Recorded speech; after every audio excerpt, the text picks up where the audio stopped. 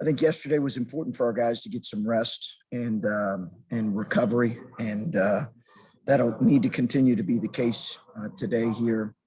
We're obviously playing a really good team to open in Oral Roberts, who can really score the ball. They're one of the best shooting teams I've seen on film, and their numbers back that up. They obviously have the leading scorer in the country, who's a really dynamic guard, and they play through him at a really high level. They have a couple first-team all-league guys, and they're a good team. They're a good team. When you look at their numbers and who they played 4 or 5 non-conference tournament teams, Arkansas being one, in which they were up for quite a bit of the game, Wichita State, in which they had a chance to win late, Oklahoma and Oklahoma State. And that Oklahoma State game was very close as well. So should be a great challenge. They're a tough, well-coached, really dynamic team, particularly shooting the ball. So getting our guys rested and recovered. I don't have any updates on. I don't think we'll have any real updates on Kyle for for a little bit now. All right, we'll go ahead and start with questions. Just a reminder to please state your name and affiliation before asking your question. We'll go ahead and start with Adam Jardy and Tony Girdman on deck. Adam. Hi, Chris. This is Adam Jardy from the Columbus Dispatch. Nice to meet you. You guys have been battle tested this year, and especially lately, but you guys don't have a lot of just overall NCAA tournament experience on the roster. And I wonder if is that a factor? Like, does that concern you at all, or do you think that you guys have been through enough that doesn't really matter? No, I think it's something you think of, Adam. I do. I do think you just, you're aware of the fact that most of our guys have not played because the tournament didn't happen last year, when you were really hoping to get some of these guys, like Dwayne and Justin and even Kyle and, other EJ guys experience playing in that tournament. The guys that played in the last one a couple years ago, those guys have moved on. Musa played an important role against Iowa State 2 years ago. Was it 2 years ago, I believe, in Houston? I think it's something you think about, something you're thinking about. Okay, what are our guys' nerves going to be? But as you said, it helped going through a tournament experience, I think. At this point, it's win or go home. Next up is Tony Girdman with Patrick Murphy on deck. Tony. Tony Girdman with Buckeye Scoop. Chris, you mentioned going against the nation's leading scorer at guard, Max Abmas. You've got a competitive scorer in Dwayne Washington. How do you talk to him about not turning this into a one-on-one situation at times? I would hope that, Tony, Dwayne's mature enough to understand that this is, this is tournament. This is, you're playing to win every possession. So, playing to win, whatever that requires, but it certainly doesn't require getting involved in a one-on-one battle. And I think he's mature enough to understand that. Could it be something we discuss? I'm not sure. I think Dwayne's really grown in his ability to stay aggressive and yet also, play the game the right way. I really believe he's grown tremendously in that area, but it's also an ongoing process for him, as you guys know. Next up, Patrick Murphy with Brendan Gulick on deck. Patrick Murphy from 247 Sports. Chris, another Dwayne question. Over the weekend, set a record in points in a single NCAA tournament, but I think also led you in assists once and rebounds twice in a game. It just seemed he was playing controlled, knew what he had to do, kind of what you were just saying. Was that about as good and what you've wanted to see from Dwayne over the stretch of the weekend and a good sign heading into tournament play? I hope so. I hope so, Patrick. I think, it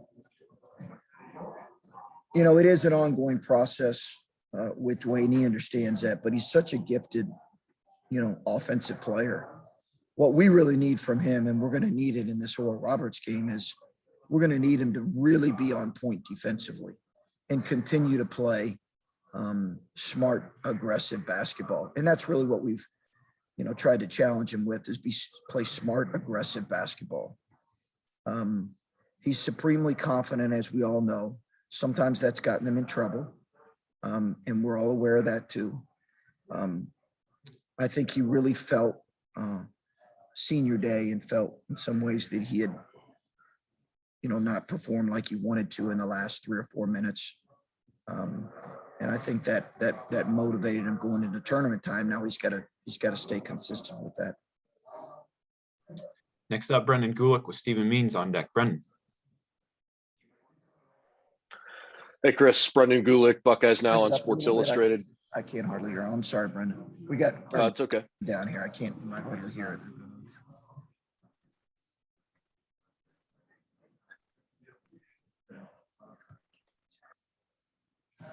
All right, that a little bit better, hopefully.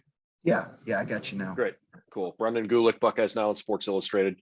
Obviously, this team shoots the 3-point ball. Oral Roberts, I'm referencing. They shoot the 3 ball about as well as anybody in the country. I realize the numbers say that they're more than 11 a game, and that's number 1 in the nation. Defensively, of the teams that are playing in the NCAA tournament, they have allowed, I think, more points than just about anybody else in the tournament. So when you scout a team that can clearly shoot it and flip the game the way they have the ability to, but they're not that big. I think their biggest guy is roughly about the same size that maybe EJ Liddell is. What are some of the things you see in Oral Roberts when you scout them on both ends of the floor? Well, just what you said, Brendan. Again, one of the best shooting teams I've seen on film. I mean, and they shoot it from everywhere. And their guard will pull up literally. He's a terrific player. I think he'll eventually be a pro. I really do. He just has the ability to shoot it from everywhere on the floor. That's what we've seen. I think positionally their size is maybe a little bit better than you think.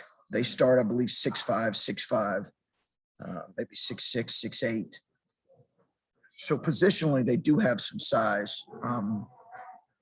Outside of their center, which is not a 7-footer. I think they really spread you out again, and they shoot it at 5 spots.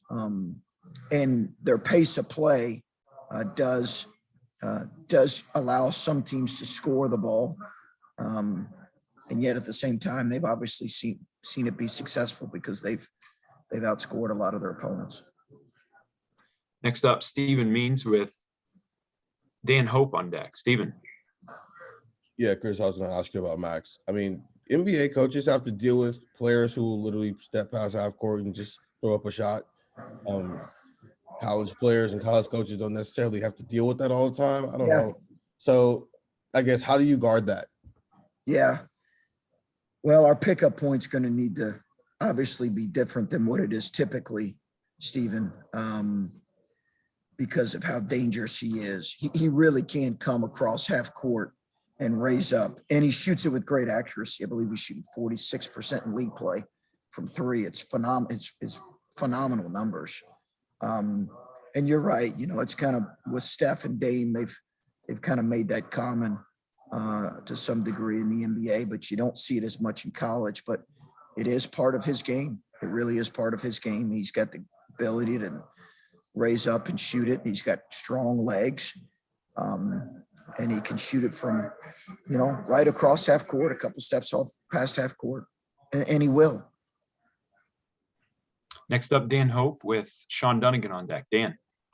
Hey, Chris, Dan Hope from 11 Warriors. You guys, coming out of his Big Ten tournament, playing 4 games in 4 days and making that run to the final, how much of a confidence booster is that for your team now that you're going into this tournament setting where you're going to have to play a bunch of games back to back and be able to string together wins again?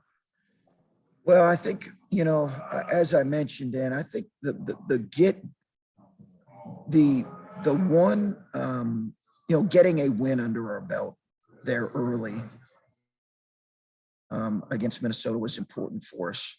And I do think that it gave us a little bit of confidence. Now, I don't know that we were shook maybe as much as, people might have expected us to be shook during that closing stretch. And I've never been one, honestly, to really read too much into a losing streak or a winning streak in necessarily what that guarantees going into tournament play, because I don't think it guarantees much of anything.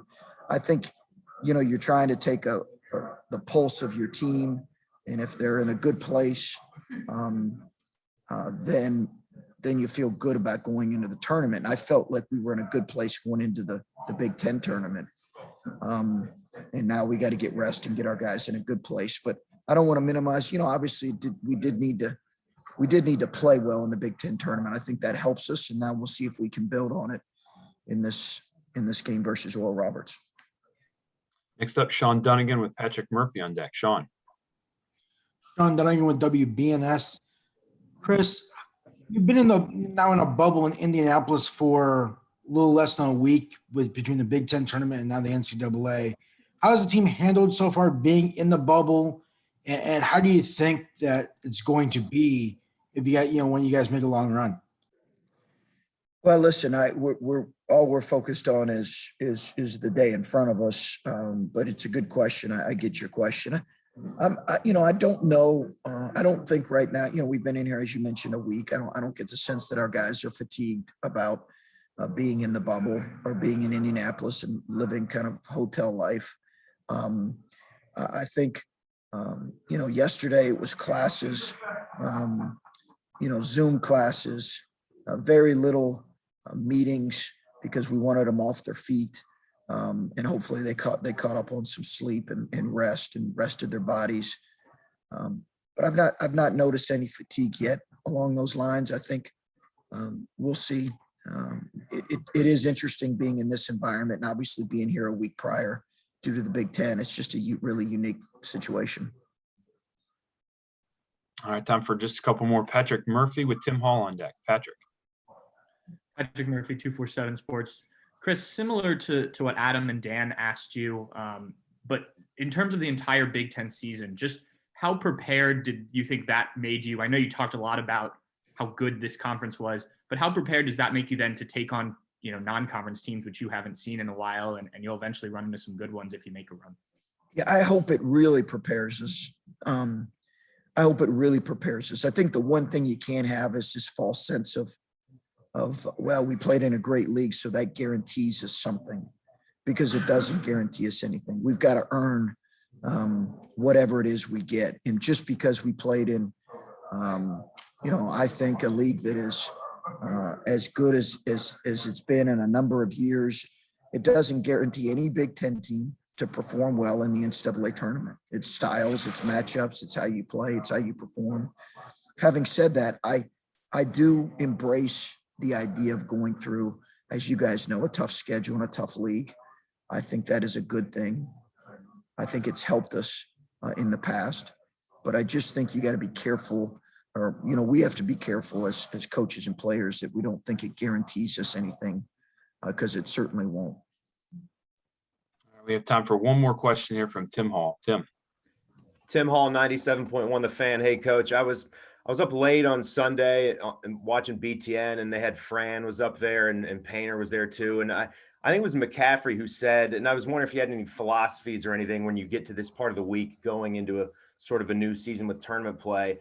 And they asked him about seeds, being a 2 seed and a 15 seed, as if to maybe suggest that it's an easier path. And he just kind of had like a stone cold look on his face and said, I don't care about seeds. Like I don't look at seeds when we get to the tournament. Every team is good. Every team can beat you.